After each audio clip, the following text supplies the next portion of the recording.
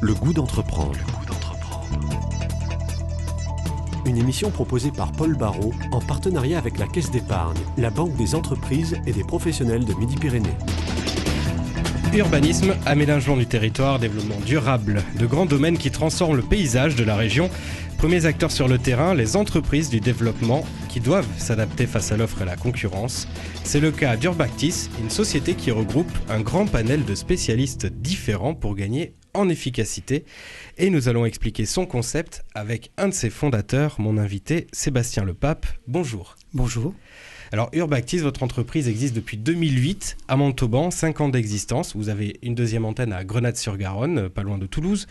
Et elle a une histoire, une organisation un peu particulière. En bref, son offre est de proposer aux clients tous les outils et les acteurs nécessaires pour un projet d'aménagement ou d'urbanisation. Je reste très général parce qu'avant de revenir sur cette entreprise avec plus de détails, j'aimerais partir avec vous un petit peu du début. Vous, Sébastien Lepape, vous n'êtes pas de la région, vous êtes lorrain.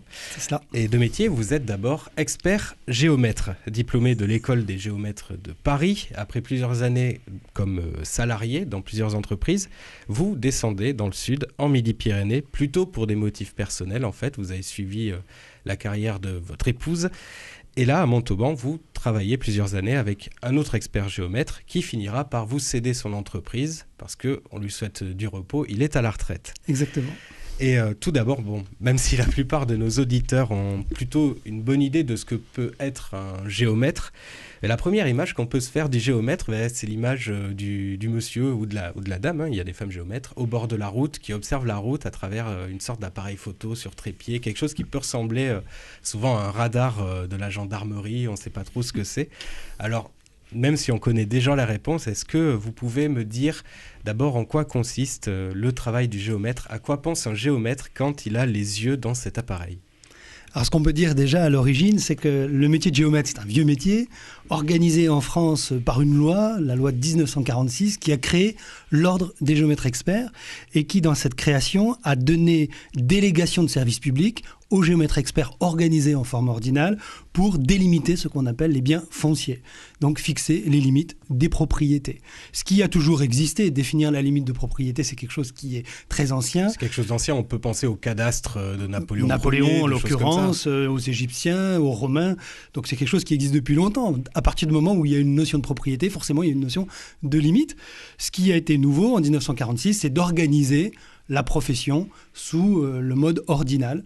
Et donc le géomètre expert, sa mission première, celle qui lui est conférée quand il prête serment devant le commissaire au gouvernement, puisque c'est une des phases par laquelle il faut passer avant de devenir géomètre expert, c'est de s'engager à définir, dans le respect d'un certain nombre de règles déontologiques, la limite des biens fonciers. Donc ça, c'est le premier de son métier, c'est d'être au service des propriétés et des clients particuliers qui ont une propriété privée à définir, donc à borner. C'est l'acte du bornage, c'est le métier principal. Oui, parce qu'à l'origine, le géomètre, c'était une véritable aventure. On peut penser... Il y a un programme que je regarde en ce moment sur genre une fiction sur la construction du chemin de fer aux États-Unis. Pourquoi j'utilise ça? C'est qu'il y a des géomètres qui partaient, et ça a été vrai, qui partaient à l'aventure dans des terres sauvages et qui devaient délimiter des plans. Alors là où il est dans des milieux qui n'avaient pas été encore anthropisés ou sinon aménagés pour l'humain. Et maintenant, c'est beaucoup plus compliqué. Oui, vous dites délimiter les biens fonciers, donc c'est d'équilibrer un petit peu le partage des terrains entre les différents propriétaires, quoi. C'est-à-dire que pour délimiter les biens fonciers, il y a besoin de faire un certain nombre d'approches techniques, technologiques, avec un certain nombre d'instruments. Et comme on a maîtrisé ces instruments pour faire finalement de la délimitation de biens, puisque c'est notre délégation de service public, eh bien là, commercialement, on s'est dit il faut utiliser cette technique pour d'autres besoins. Et là, les travaux publics, en l'occurrence, sont des lieux où on exerce notre profession et notre savoir-faire technologique. Voilà, quand il faut faire une route, un pont, un rond-point... Et donc là, vous vous occupez sur des projets assez variés dans l'espace et vous, à Montauban, vous avez travaillé pendant plusieurs années et donc le milieu oblige, vous avez travaillé avec les mêmes autres acteurs, je pense à des urbanistes, des paysagistes et à force de vous connaître, vous décidez de fonctionner ensemble et de fonder donc en 2008 la société Urbactis à laquelle vous êtes aux commandes aujourd'hui. Alors c'est plutôt assez apparemment ce qui est surprenant ou pas, c'est que dans ce type de métier, le fait d'avoir une seule société qui propose tous les experts, toutes les compétences, les outils, les techniques pour réaliser un projet, ça n'existe pas forcément. Vous êtes décidé de vous unir tous ensemble. Peut-être l'union fait la force, vous allez nous le dire.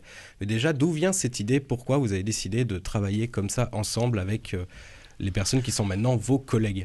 Vous savez, dans une entreprise, la partie la plus importante de l'entreprise, la personne la plus importante, c'était Monsieur Michelin qui disait ça dans un livre qu'on a parcouru avec les EDC, justement, il n'y a pas très longtemps, c'est le client. Finalement, c'est le client qui commande l'entreprise. Alors, c'est pas lui le patron, dans le sens où on ne peut pas dire que le client est roi, parce que dans ce cas-là, ça serait inverser un certain nombre de choses, mais on doit écouter le client. Et c'est à force de rencontrer les collectivités locales avec lesquelles je travaillais là en tant que géomètre expert, pour leurs problématiques ponctuelles de propriété, bien qu'ils ont illustré un besoin de s'entourer d'équipes pluridisciplinaires pour travailler à l'aménagement de nos territoires. Les élus ont eu besoin, à un moment donné, quand ils ont pris conscience à la fin des années 2000, grâce à un certain nombre de lois, je ne vais pas rentrer dans le détail à ce niveau-là, ils ont pris conscience de la nécessité d'avoir une réflexion sur leur territoire. Et pour réfléchir sur un territoire, il faut réunir plusieurs compétences autour de la table, d'où l'idée de réunir des partenaires autour de la table dans une équipe qu'on appelle dans le jargon pluridisciplinaire pour apporter le maximum de solutions à nos clients qui sont ici les collectivités locales. Oui, vous dites pluridisciplinaire parce que dans l'idée, vos principaux clients, vous venez de les citer, ce sont les collectivités locales, souvent des acteurs publics. Et donc, fin des années 2000, il y a du changement dans la façon de penser le territoire. Il y a la notion de développement durable qui est utilisée très souvent dans les médias sous différentes formes.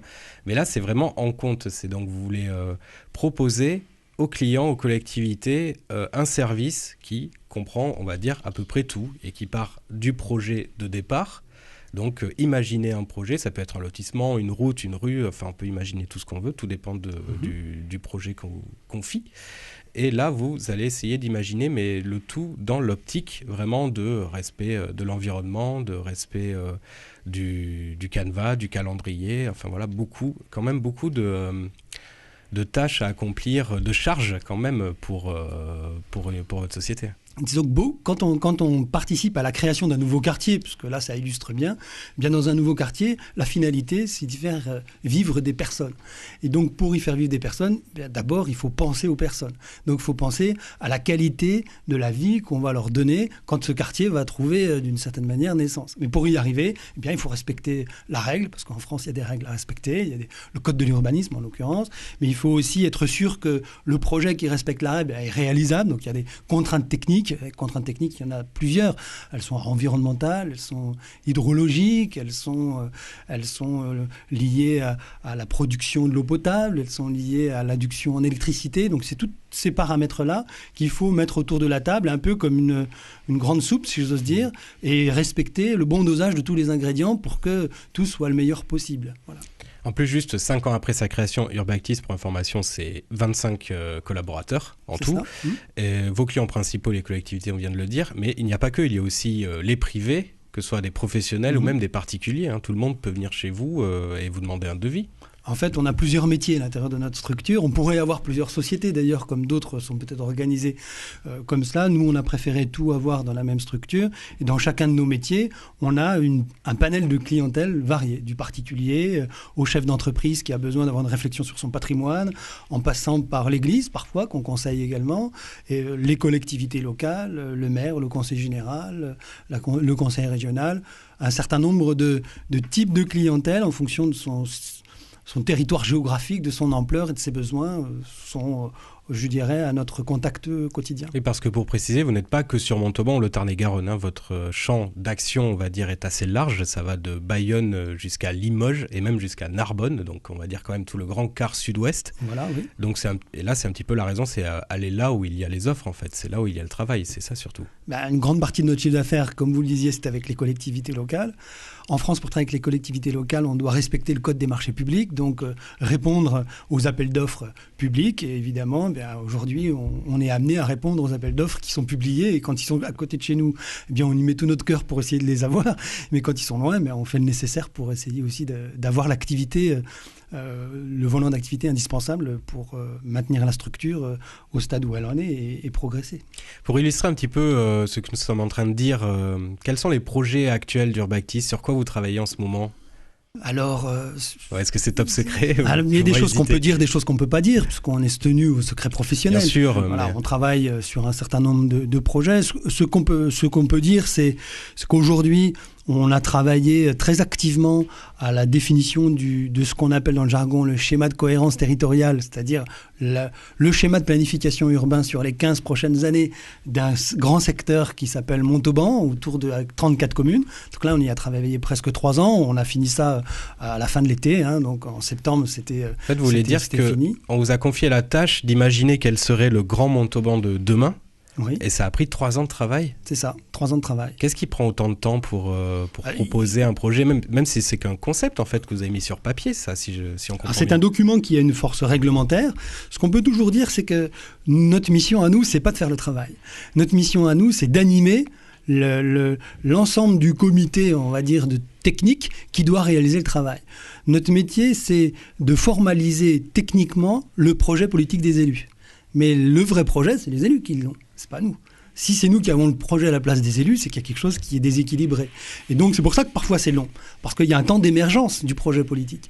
Et dans le cadre du temps d'émergence, nous, notre travail, c'est de l'accompagner, de faire prendre conscience que tel projet, ça aura telle conséquence, telle idée, ça aura telle influence, et ensuite de le traduire dans un document lisible, réglementairement exécutoire. Là, ça, c'est le travail technique, ça, c'est vraiment notre mission.